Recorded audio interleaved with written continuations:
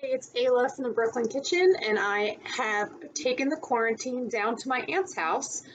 So we're cooking in her kitchen today. But what I'm going to be making tonight is ribs, pork ribs. So just something to start real quick. I have a little set of ribs here, and there's something on here called this membrane, I guess. So two things, you can leave it on, you can leave it off. If you want it more fall apart off the bone, falling completely off, you're gonna try and get this off. If you don't, your ribs are still edible. You can still eat them, they're still delicious, there's just a little bit more gristle going on. So sometimes it helps to get a little knife under there to start the process, but it's simply like pulling off that really annoying sticker that's left on some appliances sometimes easier than others, but simply put, you're just going to pull it off like so. All right, once we've gotten that membrane off, whether you've chosen to take it off or not, we're going to start to season a little bit. Now, I'm going to go with a barbecue sauce later, so I don't need to do too much here. If you're looking to do a dry rub, now is the time. Simply though, I can just do salt and pepper. How I want to season is from above, just like Salt Bae. He's annoying, but he knows how to season.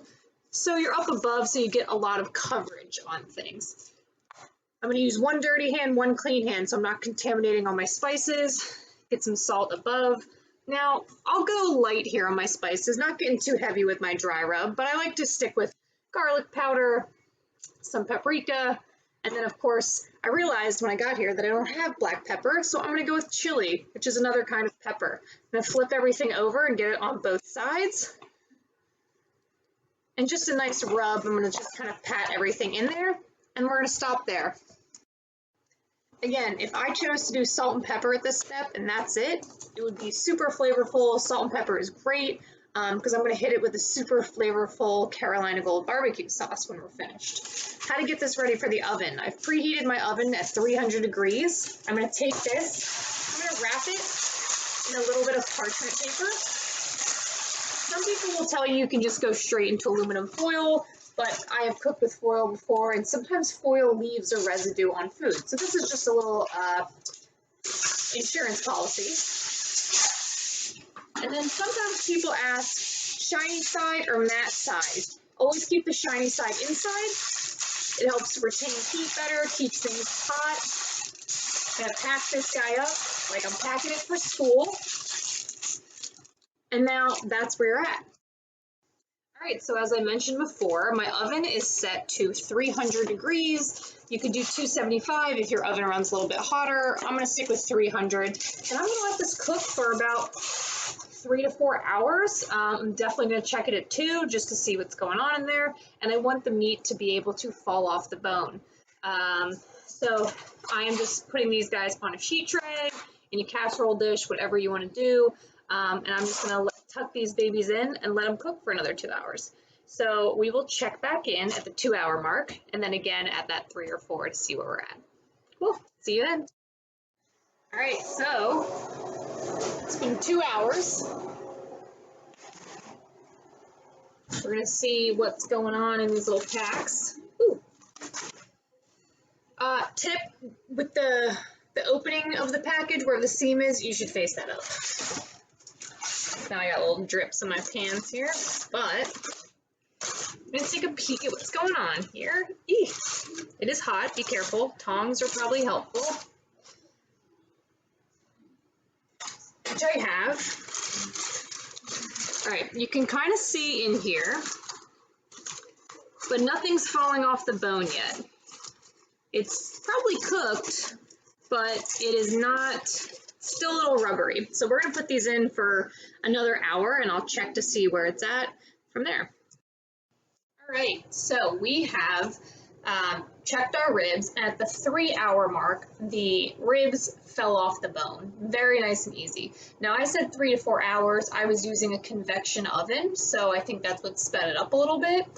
It might take 4 hours in your house. It might take 3. It might take 3.5. The best test to do is just to open up the package and check to see if it falls off the bone. Now, at my 3-hour mark, it easily fell off the bone, no questions asked, and I had two options from there. So, my two options were, from that point, I would take my barbecue sauce and sort of slather it on the top, and then throw it in for broil, so that my sauce sort of caramelizes on top, gets a nice kind of crust going on, super delicious. Now, I started this process a little bit late into the evening, and then I realized it's 10 o'clock and I'm not ready to eat ribs right now. So what I did was I kept everything wrapped up in the parcels and I put it in the fridge to cool completely. So now we're at the point where these ribs have come from the fridge. All the fat and the juices and things are a little bit gelled and congealed on here. Not the most attractive piece of meat, but I do know that everything's fully cooked and it's soft and it's fall off the bone. Now, the only difference between the process that I was just saying, going straight from hot into the broil to cooling it to going into the broil, is it might need a couple more minutes in broil just so the whole rack is heated throughout. But I'm going to take my barbecue sauce at this point. Now, I made a bulk item of this. You can see I'm down to here now. This lasts an extremely long time in the fridge. I usually say a week for most things, but I think because there's so much acid and stuff in here, vinegars and mustards and things like that, that it really just has kept going for quite a long time. I think we're on week 3. No mold, everything's delicious. I've been eating it. I feel wonderful. So what I have in here went for a Carolina Gold barbecue sauce. So it's very mustard and vinegary based, from South Carolina, which is where I'm from. Whole bunch of stuff that I'll include in the description here. But I am just going to take some spoonfuls of that and just slather it right on my ribs. Now, I am not actually touching the ribs. I'm just lightly kind of moving it around, because I am going in and out with the spoon. Now, I don't ever have meat going in here. I want to keep using this. I also would like to keep using this as a dipping sauce. So for no reason is there raw meat going in here, anything like that. But keep in mind that this is already cooked. We are just using to finish it. So I'm going to keep my foil in my pan to kind of help with cleanliness. And I'm cleaning my pan later, but I'm going to throw this in broil for maybe 5 to 10 minutes. Till desired color is how I want it. I'll check back in. All right, so my ribs have come out of the oven. You can see my paper has even got a little bit toasty under that broiler. See if you can kind of get in here on these ribs. I'll post a nice picture right after it so you get a full video or pic there. Just wanted to run through what those ingredients were in my barbecue sauce again. Now, I have a list here that doesn't have any measurements next to it because I sort of just throw everything into a pot, and when it tastes good, I bring it to a quick boil, turn it off, that's it.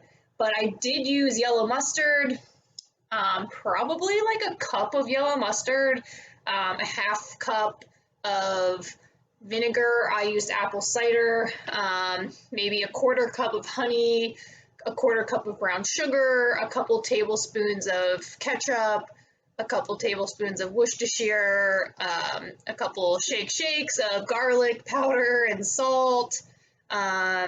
There's no like chili or anything in there. You totally could. You could totally add a ton of different spices. I kind of kept it with just that. But again, bring it to a boil, turn it off, your sauce is done. And that made that quart size, so that's a lot. But anyway, this is as easy as it is for your ribs. So take that membrane off if you want, really fall off the bone. Dry rub, season it either with a full-on dry rub or simply salt and pepper. Package it up in parchment, in foil, pop it in the oven, 300 degrees, 3 to 4 hours, and then open it up, throw it in broil with